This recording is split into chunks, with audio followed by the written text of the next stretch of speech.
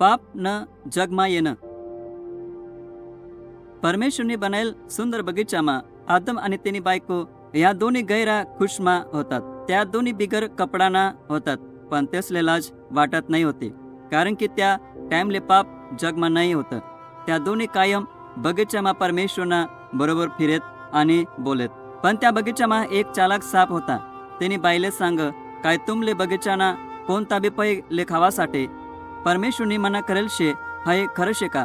बाईनं उत्तर दिधं, बगीचाना कोणता बी फळ खावानी आमले सुटशे, फक्त बरा वाईट ना ज्ञान करीसन देणारा झाडना फळ खावाले मनाशे.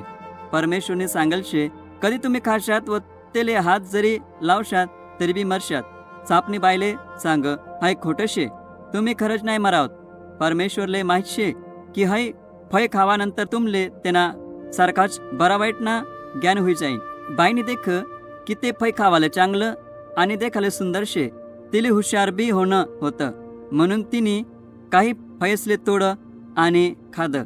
नंतर तिने काही फळ आपला नवरा ले बी खावाले दिदा आणि तेनी बी त्या फळसले खादं. अचानक तेच ना डोया उघडणार आणि तेसले समजणं की त्या बिगर कपडाना शेतस. मग तेसने झाडासना पानसले शिविसन आपला आंगले झाकासाठी कपडा तयार करत. मग परमेश्वर बाप बगीचामा उन्हा असा आवाज आदम आणि तेनी बायकोले उन्हा. त्या दोन्ही परमेश्वरले देखीसन लपनात. नंतर परमेश्वरने आदमले सांग, तू कोठे शे?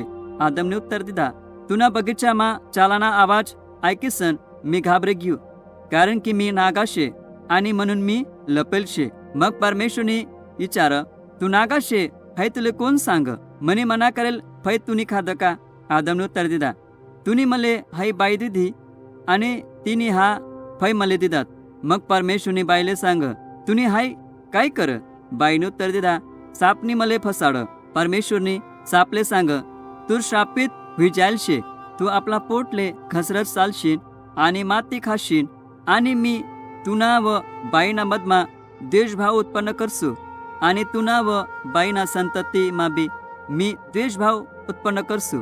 बाईना संतान तुना डोकाले ठेचतीन आणि तू तेसना पायना टाचले फोडशील.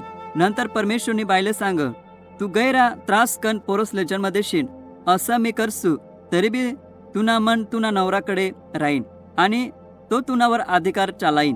परमेश्वरने माणूसले सांग, तुने आपली बाईना ऐक आणि मने आज्ञाले मोड, म्हणून जमीन श्रापित होई जायल शे. आता तुले कष्ट करीसन भाकर भेटेन, तू मरशील आणि तुना शरीर मातीमा मी जाईन. आदमनी तिने बायकोना नाव हवा ठेव, जेना अर्थ जन्मदात्री, कारण की तिना द्वारे सर्व माणसं जन्मले उन्हात. मग परमेश्वरने आदम व हवाले चमडाना कपडा बनायसन घालणार. मग परमेश्वरने सांग, आते माणूस जीव आपल्यासारखा होई जायल शे, तेले बरा वाईट ना ज्ञान होई जायल शे. तेसले जीवना झाड ना फळ खाऊ दिसन तेसले कायम जगू नाही देवाले पाहिजे.